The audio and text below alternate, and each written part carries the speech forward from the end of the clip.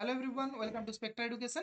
We are discussing about the damped vibration and this is the lecture 2. Lecture 1 में we have already discussed in details about the introduction of damped vibration. तो आज lecture 2 बहुत ही important है क्योंकि exam में directly ये पूछा जाता है कि derive the differential equation for damped harmonic motion और derive the equation of motion for damped harmonic motion.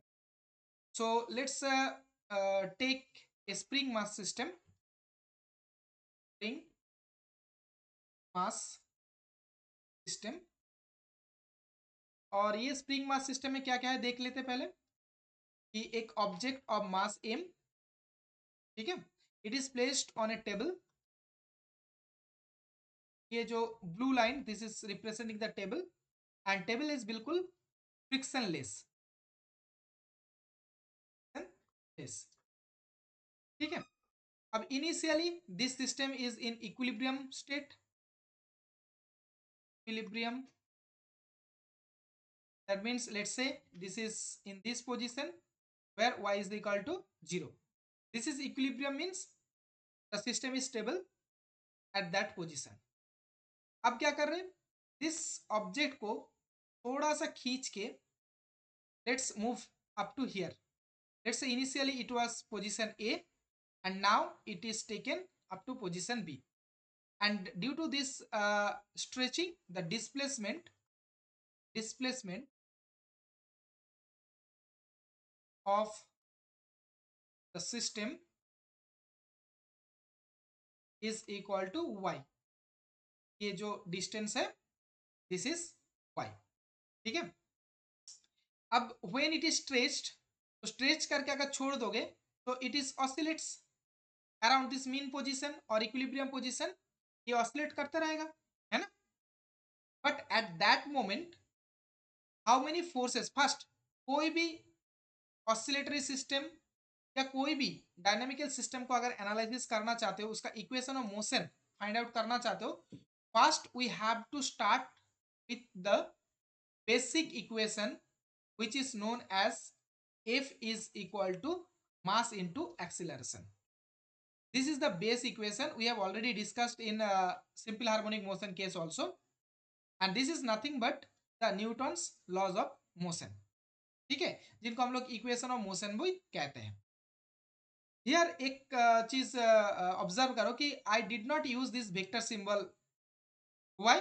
Because this is one dimensional motion और डायरेक्शन हमें पता है कि ये वाई डायरेक्शन बराबर इस ऑब्जेक्ट का मूवमेंट हो रहा है.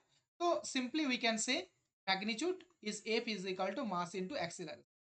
ठीक है, तो पहला काम क्या है, कोई भी ऑसिलेटरी सिस्टम या डायनामिकल सिस्टम का एनालिसिस करने के लिए first we have to find out how many forces are acting on that system. तो first is how many forces are acting on the system. ठीक है, तो फर्स्ट कौन सा फोर्स, देखो देख के बताओ. When this object is moving along this direction, तो इनके ऑपोजिट डायरेक्शन में रेस्टोरिंग फोर्स काम करेगा, है कि नहीं. Restoring force, so restoring force ए पर, क्योंकि ये हार्मोनिक मोशन है, so restoring force must be proportional to its displacement. और इनको सिंपली हम लोग लिख सकते हैं कि F R is equal to minus K Y. Minus क्यों है, I will not like to से हियर, तो सभी को पता है कि माइनस क्यों है. सेकेंड, और कोई फोर्स है क्या, यस देयर इज फोर्स. कौन सा फोर्स, देखो ये सिस्टम मान लो कि एयर मीडियम के अंदर है, तो due to this air medium a viscous force, जिसको हम लोग डैम्पिंग फोर्स भी कहते हैं, इस ऑब्जेक्ट के ऊपर काम करेगा. अब देखो इस ऑब्जेक्ट के ऊपर, ये ऑब्जेक्ट पहले कौन सा डायरेक्शन में मूव कर रहे हैं, इस डायरेक्शन में मूव कर रहे हैं. कितने वेलोसिटी लेके, मान लो कि v वेलोसिटी लेके इस डायरेक्शन में मूव कर रहे हैं. तो उसी टाइम इसके ऊपर जो डैम्पिंग फोर्स काम करेगा ना, वो भी ऑपोजिट डायरेक्शन में काम करते हैं. तो सेकेंड फोर्स क्या है, डैम्पिंग फोर्स, जिसको हम लोग इन शॉर्ट एफ डी लिख रहे हैं. And F D is proportional to the velocity of the object. और इनको हम लोग लिख सकते हैं कि F D is proportional to dy dt. At any instant of time the velocity is dy dt. और इनको हम लोग लिख सकते हैं कि F D is equal to minus gamma D Y D T. तो how many forces are there? एक फोर्स है रिस्टोरिंग फोर्स, दूसरा फोर्स है डैम्पिंग फोर्स। ठीक है, तो इस equation number 1 we have found out what is the net force, so therefore net force F is equal to Fr plus Fd, है ना? ठीक है, तो Fr क्या है? Minus K Y, and Fd क्या है? Minus gamma D Y D t. Okay, तो देखो हमें F मिल गया। Now we will put here this F, and what is the A? Acceleration क्या है उसी टाइम में? Acceleration A is equal to d two Y D T two. ठीक है, तो चलो नेक्स्ट पेज में मूव करते हैं। तो फोर्सेस क्या क्या है? F is equal to minus K Y minus gamma D Y. Basic equation क्या है?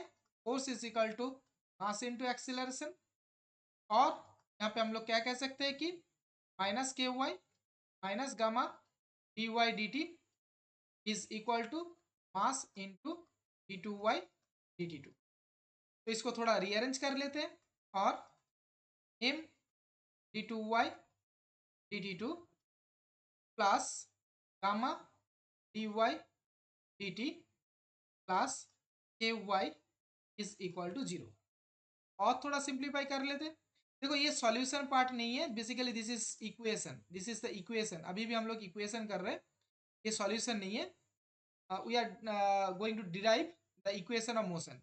सो इनको और थोड़ा सा सिंप्लीफाई कर लेते हैं। D two Y D T two plus gamma by M D Y D T plus के by M Y is equal to zero. और थोड़ा सिंप्लीफाई कर लेते हैं। D two Y D T two plus gamma by M, we are taking gamma क्या है? Gamma एक proportionality constant है, एम इज ऑल्सो एक कांस्टेंट है, तो गामा बाई एम को दूसरा कांस्टेंट हम लोग यूज कर रहे हैं कि two b d Y D T plus के बाई एम क्या है? From simple harmonic motion we all know that omega square is equal to k by m, so this is omega square y। इसको हम लोग एक काम करते हैं कि ओमेगा नॉट लिख लेते हैं। Omega naught means natural angular frequency when there is no, so omega naught क्या है यहाँ पे लिखेंगे, तो इसको पहले कंप्लीट कर लेते हैं। ये जीरो, ओमेगा नॉट क्या है? Omega naught is the natural frequency of the system. Natural frequency क्या है? In lecture on we have discussed natural frequency मतलब when there is no dissipative forces, कोई अगर डिसिपेटिव फोर्स नहीं है, कोई डैम्पिंग फोर्स नहीं है, तो जिस फ्रीक्वेंसी लेके अपना सिस्टम ऑसिलेट करते हैं उसी को हम लोग नेचुरल फ्रीक्वेंसी कहते हैं। तो हो गया हमारा काम। This is the equation of motion, so this is the equation of motion for damped harmonic oscillator. तो if it is asked to derive, यहीं से स्टार्ट करना, 1 2 3 4 5, with 5 lines you may get 3 to 4 marks from there. ठीक है, इतना ही लिखना है तुम्हें। This is the equation of motion for damped vibration. Next in this video we will also like to find the solution of this equation.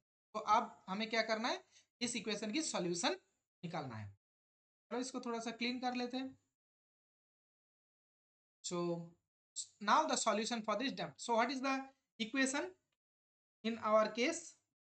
The equation is d2y dt2 plus 2b dy dt plus omega naught square y is equal to 0. So this is, let's say this is the equation number 1. This b is known as the damping coefficient. Okay, चलो, तो ये एक क्या है? Second order, this is second order differential. तो second order differential equation solve करने की easy way क्या होता है? First take let y is equal to c e to the power alpha t be the trial solution solution of equation, ये जो equation 1 है उनका ट्रायल सॉल्यूशन हम लोग ले लेते हैं। This is the rule to solve the second order differential equation. तो if y is there then what is the d2y dy dt। तो dy dt इनको डिफरेंशिएट करो, it becomes alpha c e to the power alpha t, and what is d2y dt2, this is alpha square c e to the power, okay। तो देखो dy dt we will use here, and d2y dt2 we will use here। तो equation 1 becomes 1 क्या हो रहा है, ये देखो equation 1 becomes, so equation 1 becomes alpha square c e to the power alpha t plus twice b alpha c to the power alpha t plus omega naught square c e to the power alpha t is equal to 0, or we can take c to the power alpha t, c to the power alpha t, c to the power alpha t common, c to the power alpha t alpha square plus twice b alpha, sorry, plus omega naught square is equal to 0। देखो कि c to the power alpha T can not be zero, अगर c to the power alpha t zero है तो इसका तो कोई मतलब ही नहीं है, पहले से ही y इज जीरो। तो c to the power alpha T can not be zero, so c to the power alpha T can not be zero, तो hence alpha square plus 2b alpha plus omega naught square is equal to zero. ये देखो एक quadratic equation है, so we will use Sridhar Acharya rule। So from there we can find out what is the alpha, alpha is equal to minus b, minus b means here 2b, so minus 2b plus minus root over b square, b square means 2b whole square plus b square minus 4ac, so 4, a क्या है, a is here 1, a and c is omega naught square divided by 2a, so 2 into 1। So if we simplify this one we will get two values of alpha। इसको थोड़ा simplify करो, simplify करके देखना, will get, एक होगा हमारा alpha one is equal to minus B plus root over B square minus omega naught square, दूसरा होगा alpha two is equal to minus B minus root over B square minus omega naught square. तो देखो कि these are the two roots for our solution. तो hence we have two solutions, एक है y1 which is c e to the power alpha 1 means this one, so minus b, और directly alpha 1 लिखो इधर, c to the power alpha 1 t, and दूसरा y2 is equal to c e to the power alpha 2 t, जहां alpha 1 is equal to this one and alpha 2 is equal to this one. अगर ये दो solution, दो separate solutions, these are the two separate solution for equation 1, then the general solution would be, general solution would be y is equal to y1 plus y2, ठीक है। so therefore y is equal to, the general solution for differential equation 1 is y1 is equal to c to the power, sorry c1 कर दो, इस यहाँ पे c1, इसको c1 कर दो, इसको c2 कर दो, तो c1 e to the power alpha 1 t plus c2 e to the power alpha 2, इनको थोड़ा सा अल्फा 1 अल्फा 2 का वैल्यू यूज करो, so y is equal to c1 e to the power minus b plus over b square minus omega naught square into t plus c2 e to the power minus b minus over b square minus omega naught square to t। इसको और थोड़ा simplify करो, y is equal to e to the power minus b into t e to the power minus b into t, दोनों में ही है, इनको common ले लेते हैं, e to the power minus bt, then c1 e to the power root over of b square minus omega naught square into t plus c2 e to the power minus root over of b square minus omega naught square into t बाहर है।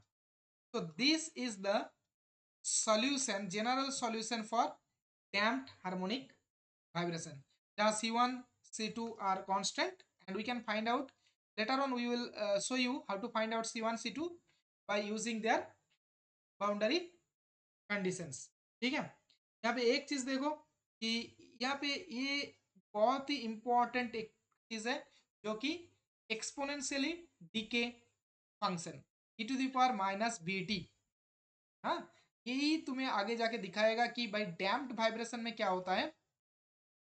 ये अगर spring mass system है, इसको थोड़ा सा खींच के अगर छोड़ दोगे तो ये मान लो कि ये डिस्प्लेसमेंट इज y1, ये मीन पोजीशन से होते हुए ये y2 तक पहुंचेगा, मतलब y2 is always less than y1।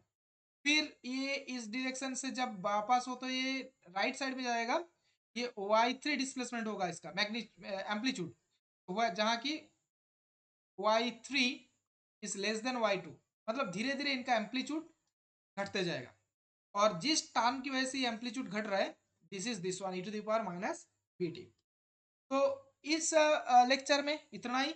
Next lecture we will discuss about the three different cases, one is large और over damping case, second is critical damping case, and third is small damping case in details. So that's all for the day. We'll meet again the next video. तब तक के लिए पढ़ाई करो अच्छे से, prepare करो अपने आप को। एंड आई होप अगर ये अच्छा लगा, ये यूज़फुल सोच रहे हो कि ये यूज़फुल है और सोच रहे हो कि थोड़ा हेल्प हो रहा है, तो please may like share and जितना हो सके उतना शेयर करो, कमेंट करो, and let me know you have any doubt और anything in the comment box. चलो इतना ही, next we will discuss in lecture 3।